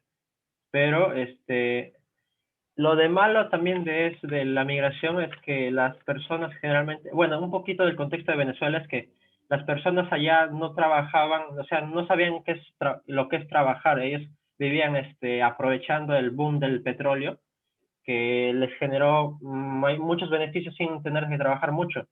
El gobierno les daba todo lo que tenían que consumir, no hacían muchos gastos y no tenían que preocuparse mucho por su futuro, todo eso. Pero al generarse la crisis en Venezuela, hizo que ellos vinieran a migrar y no sabían qué es el trabajo verdadero, lo que se hace en Perú, pero no hay que generalizar tampoco. También hay gente, también trabajadora, eso, pero en mayor porcentaje son gente que no ha trabajado en su vida. Por eso es que vemos que la mayoría de venezolanos son gente de mal vivir, de gente que se dedica al hurto, todo eso, pero no son todos, son la mayoría, como repito. Eso genera también un poco de desorden social, desorden, podría decirse, en el sector emergente de la población peruana. Eso es por un lado el perjuicio y, bueno, ¿qué puedo decir también? Bueno, eso sería en resumen todo lo que trato de expresar. Bueno, sí, estoy de acuerdo contigo, compañero. Bueno, la inmigración venezolana, trajo en sí, bueno, al comienzo y cuando comenzó la migración, he visto, ¿no?, en televisión que algunos economistas decían, ¿no?, que iba a beneficiar a la economía y esas cosas, pero ahora que ya pasó el tiempo, vemos, ¿no?, que en realidad también trajo algunos problemas, como es la delincuencia, porque bueno, acá en Perú ya había delincuencia, eso sí hay que aclarar, pero se ha aumentado, ¿no? Con esto de algunas bandas venezolanas, de crimen organizado y esas cosas. Y bueno, y también, como dices, ¿no?, también lo de la mano de obra barata y esas cosas. Bueno, también para complementar, bueno, también hubo migración, ¿no? Es migración, bueno, de las partes de las provincias, especialmente a las ciudades, bueno, a Lima especialmente, en la época del terrorismo, ¿no? Eso también tuvo una gran influencia en la, en la influencia que tuvo, ¿no? También. Bueno, eso sería todo en sí, eso sería todo. Gracias. Muy bien. Pasamos a las consultas del alumno León Yeranga hacia la alumna Flores Sanco. Adelante, alumnos, enciendan sus cámaras, por favor. Los escuchamos. Sí, buenos días, compañeros, buenos días, profesores. Mi pregunta va a ¿cuál sería la importancia de los programas sociales en la evolución del Perú contemporáneo?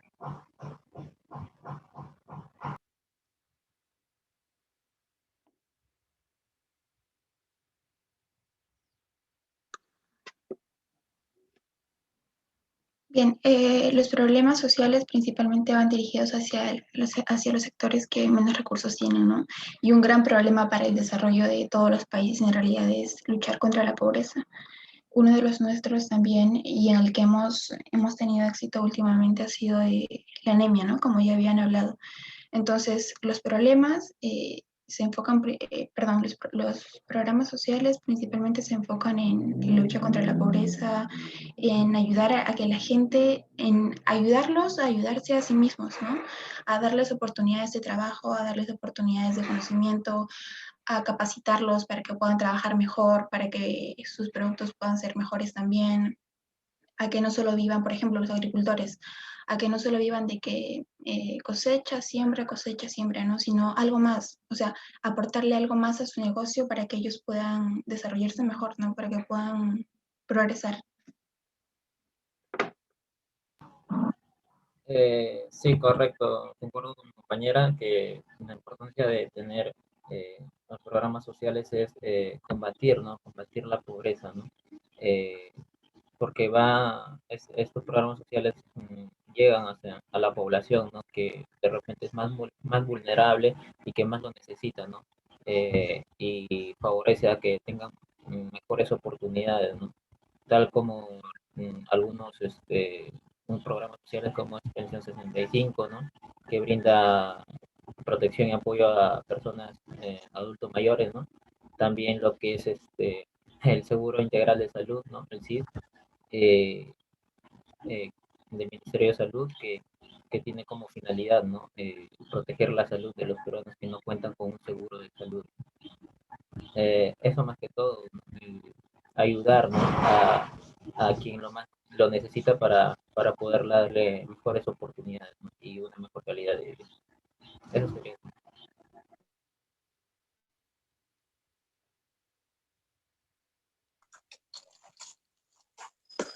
Muy bien, pasamos entonces a las consultas del alumno Mateo Bustillos hacia el alumno Pasache Prieto.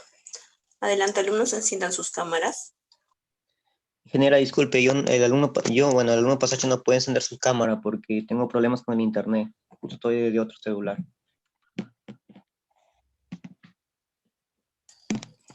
Bueno, no hay inconveniente. Alumno Mateo, ¿está presente? Sí, bien, buenos días. Muy bien, El adelante. Perú contemporáneo estuvo marcado en los últimos 30 años del siglo XX y que se sigue en el siglo XXI, ¿no? Aunque en menor proporción, por el terrorismo. Entonces mi pregunta va por ahí. ¿Por qué es importante hacer un tratamiento a la currícula nacional educativa y de hecho a los medios educativos escolares sobre el aprendizaje del periodo de violencia del terrorismo en el Perú, ¿no? Y sobre los planes de gobiernos involucrados en la lucha contra el terrorismo? Bueno, principalmente es importante porque estos hechos no se deben repetir, ¿no? O sea, no se debe repetir lo que pasó en la época del terrorismo, ¿no? Donde hubieron bastantes asesinatos, desaparición de bastantes personas. Y esa sería la principal importancia, ¿no? O sea, no repetir esa época, ¿no? Y lo que se debería implementar es una información, ¿no? Desde los colegios, una información sobre las consecuencias y los resultados, ¿no? Que deja el terrorismo, ¿no? Y además de eso, claro, como tú dices, incluir a los estudiantes, ¿no? En saber, ¿no? Conocer sobre las propuestas, ¿no? Que da cada gobierno, ¿no? Y así poder elegir mejor o ellos mismos, ¿no? Los mismos estudiantes que a veces tienen más acceso a una educación, ¿no? Que sus padres, ¿no? Porque a veces los padres no tuvieron una buena educación, puedan informar, ¿no? A su papá sobre las propuestas de nuestros candidatos, ¿no? Y sabemos que eso del terrorismo no viene por un descontento de cierta parte de una población, ¿no? De ciertas personas sobre lo que está haciendo el Estado, ¿no? Y a partir de ahí nacen algunos partidos, ¿no? Se podría decir así. Algunos movimientos no revolucionarios, como por ejemplo, ¿no? Y en sí debería ser más educación y si es que nosotros, por ejemplo, si es que yo fuera a postular, ¿no? a la presidencia, tratar de hacer lo mejor posible, ¿no? Y sin ningún acto de corrupción, ¿no? Para que no surjan alguno descontento, ¿no? Bueno, esa sería mi respuesta.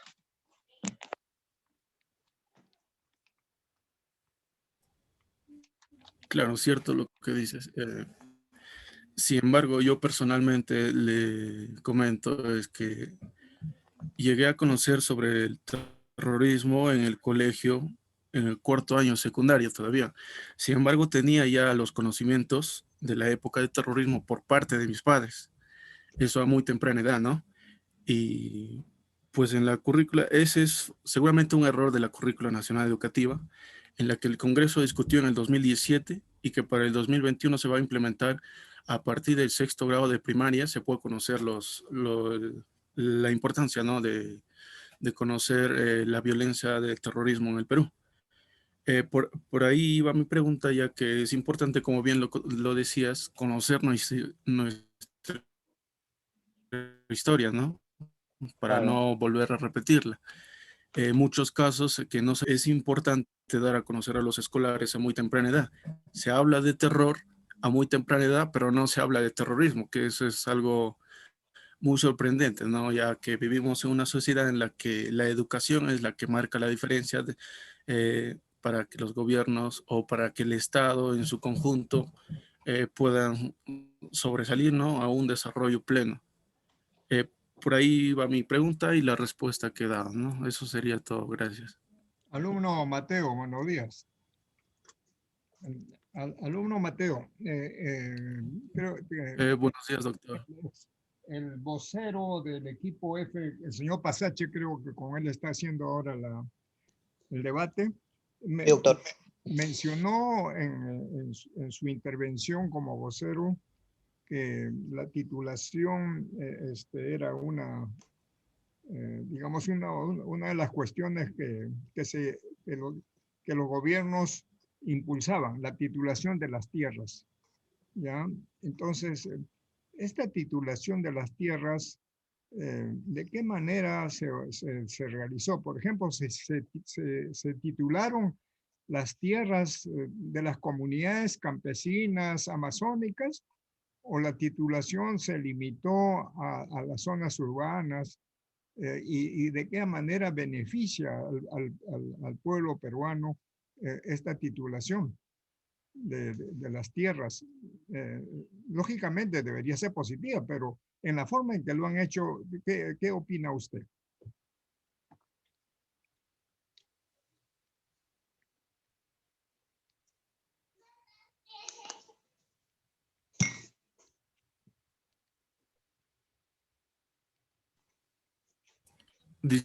Disculpe, ingeniero, ¿la pregunta era para mí es o para el alumno Mateo.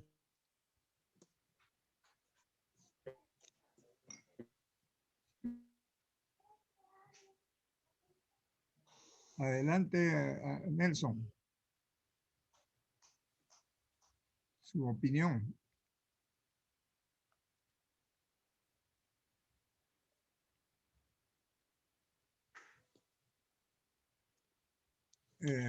Parece que tiene problema. Parece que tiene problemas el alumno Mateo para su audio. Así es, ingeniero. Así es, doctor, disculpe. El alumno Mateo no lo veo en cámara. Sí, pues tiene problema de conexión. Bueno, pasamos entonces al siguiente debate, Mariel. Muy bien, doctor. Bien. Llamamos al alumno Obispo López que haga las consultas respectivas hacia el alumno Solís Valdivieso. Adelante, alumnos, enciendan sus cámaras, por favor. Los escuchamos. Hola, buenos días a todos, compañeros. Mi pregunta es acerca de la situación política del país. Sabemos que a lo largo de nuestra historia, nuestro país, de nuestra historia política, durante los diferentes gobiernos que ha habido, siempre ha habido golpes de Estado, ha habido golpes militares, ¿no? Entonces, varias disoluciones de Congreso, ¿no? Entonces, mi pregunta es, ¿a qué se debe que nuestro país sea muy inestable políticamente, ¿no? ¿Y qué consecuencias negativas trae el país, ¿no? Esa inestabilidad política que tiene nuestro país. Esa sería mi pregunta.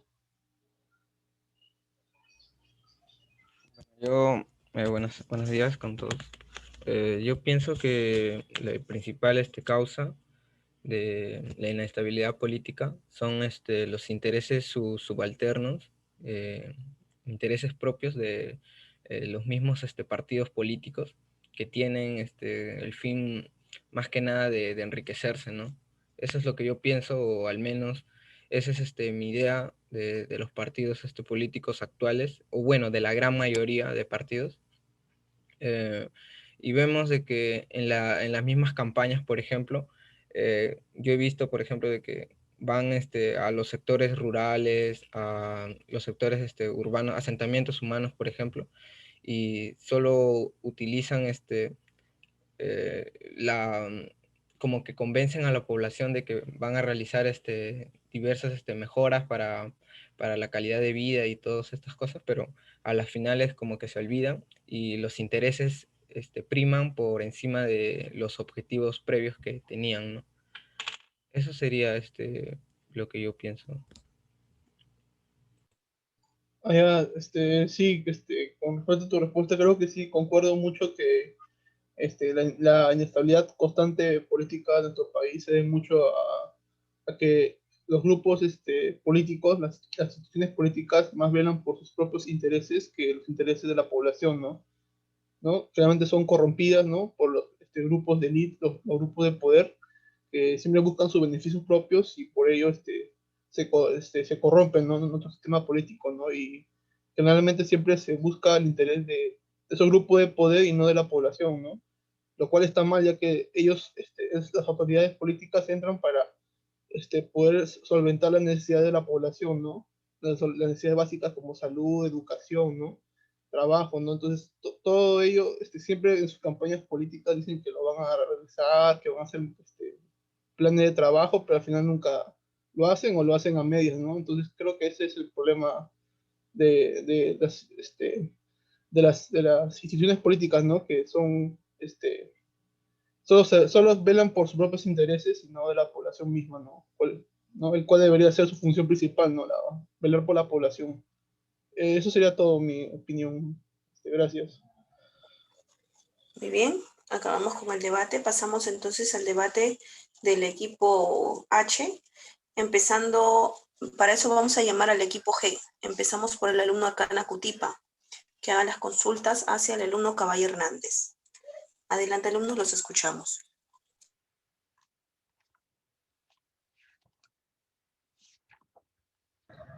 Claro, en su exposición mencionaron el tema de que el crecimiento de la capital afectaba la desatención que tenía, la falta de servicios que tenía esta población. Entonces, la pregunta sería, ¿qué haría usted para controlar esto? ¿Podrías repetir la pregunta, por favor, compañero? No te Claro, escuché bien. el crecimiento de la capital, en su exposición mencionaron que provocaba una desatención a la población, una falta de servicios. Entonces, ¿qué haría usted para controlar esto?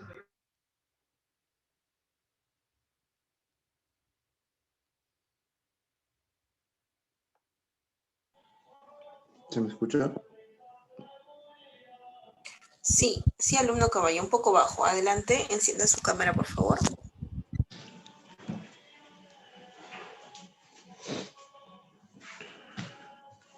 ¿Le podría pedir a mi compañero que repita una vez más, por favor? Es que estoy teniendo problemas de audio. No lo he escuchado bien, la verdad.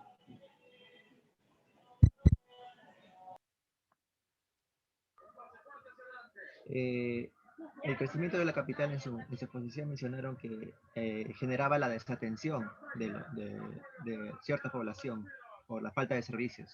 ¿Qué haría usted para controlar esto? Ya, sí, lo que te entendí de tu pregunta fue, creo que te refieres a la centralización del Perú, ¿no? Bueno, en el momento en que el Perú se vuelve centralista y toda la atención se queda en la capital, si bien la capital sufre un desarrollo tremendo, ¿no? Exponencial respecto a otras ciudades del Perú, y eso beneficia a las personas que viven en la capital, en Lima, genera una desigualdad muy grande de oportunidad entre los peruanos, lo cual es algo que no debería suceder, ¿no? Pero ha venido sucediendo y sigue sucediendo en la actualidad, ¿no? De cierta forma, a pesar de que ya hay otras ciudades de que están teniendo gran avance tecnológico, avance de oportunidades, etcétera, aún se mantiene la hegemonía limeña, ¿no? Puesto que un gran ejemplo son las universidades. en Lima se encuentran, bueno, a mi opinión, las mejores universidades del Perú, ¿no? Sean públicas o privadas. Y bueno, eso yo como persona que no es de Lima, tuve que emigrar hacia Lima y buscando una mejor oportunidad para estudiar, ¿no?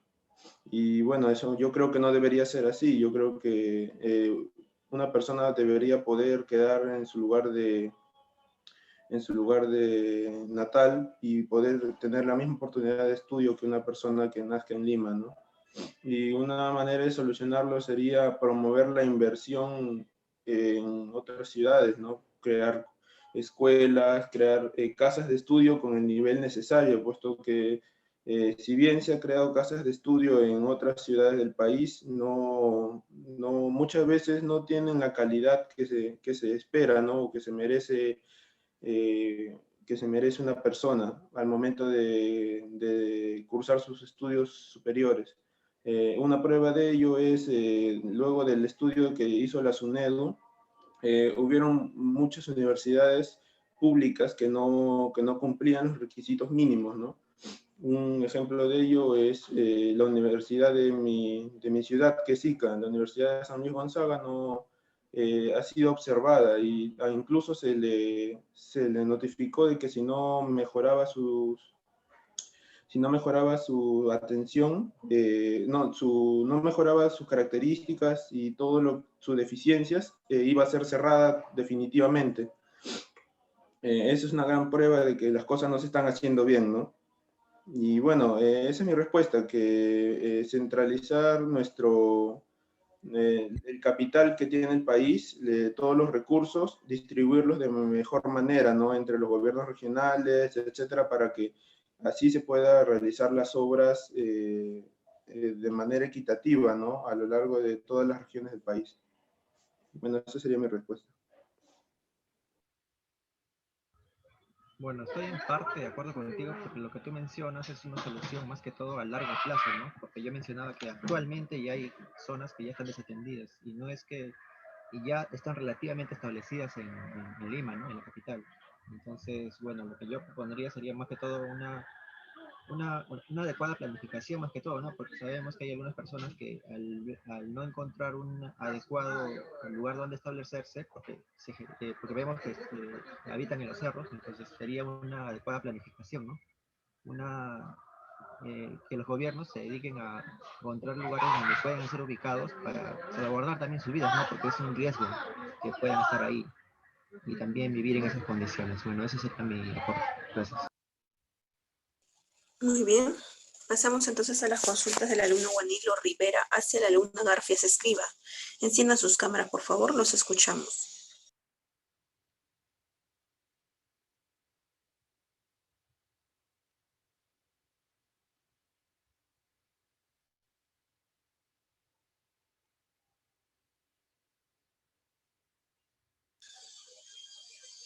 Alumno Juanilo Rivera, ¿está presente? Alumno Juanilo. Juanilo Rivera, llamamos por primera vez. Juanilo Rivera, segunda llamada. Juanilo Rivera, tercera llamada. No está presente. Llamamos entonces al alumno Huarcaya Cerda que haga las consultas respectivas hacia la alumna Garfias Escriba. Adelante, alumno Huarcaya, lo escuchamos. Buenos días con todos. Hablando también del tema de la descentralización, bueno, sabemos que en nuestro país no es completamente descentralizado, ¿no? Mi pregunta es, ¿qué otros problemas sociales podrían ser generados a partir de esto o estarían relacionados con el tema de no tener una adecuada descentralización? Buenos días, compañero. Creo que el problema principal es que en Lima se llega a acumular, pues como sabemos que en Lima a través de los años se estuvo centralizando mucho, hay mucha más población acá en Lima que en otras regiones. Ese sería un problema muy se debería resolver, ¿no? Muy urgente, pero ya que tanto acá también que se acumula muchas más personas y obviamente no es algo bueno. Por ejemplo, ahora que estamos con la pandemia, habiendo ya tantas personas, es mucho más probable que cada persona se contagie, que haya más contacto.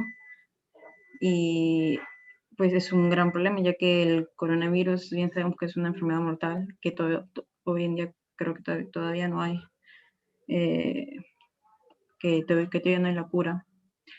Y pues la salud, ¿no? Eso sería un gran problema social. Ahora también, sobre el coronavirus, como dije. Sí, concuerdo contigo, compañera. Como mencionas, uno de los problemas principales de no tener una adecuada descentralización es el tema de que al no encontrar las personas en sus regiones las oportunidades o condiciones adecuadas de vida, se ven obligados a migrar, ¿no?, a la capital. Y como mencionas ahora en esta época de pandemia es muy perjudicial, ¿no?, por el tema de la gran aglomeración de personas y todo eso. Otro problema que podría mencionar, por ejemplo, es el tema ambiental. Por ejemplo, en las regiones de la sierra vemos que las empresas mineras o la minería en general genera gran contaminación, ¿no? Y esto ocasiona varios problemas de salud a los pobladores de esas zonas, ¿no? Por ejemplo, hemos visto casos de niños contaminados con plomo, con diversos minerales, ¿no? Y al inicio, nada más de la pandemia, me parece que se hablaba un poco de esto, ¿no? De que la atención estaba centrada justamente en el virus, en las personas que están contagiadas con el virus. Todavía continuaba este problema, ¿no?, de lesión por parte de las minerías, y habían casos de niños contaminados con plomo, que se veían obligados a venir a la capital en busca de algún centro de salud en el que pudieran atenderse, ya que en sus regiones los hospitales o los centros de salud no tienen las condiciones adecuadas para que puedan curarse o recuperarse, ¿no?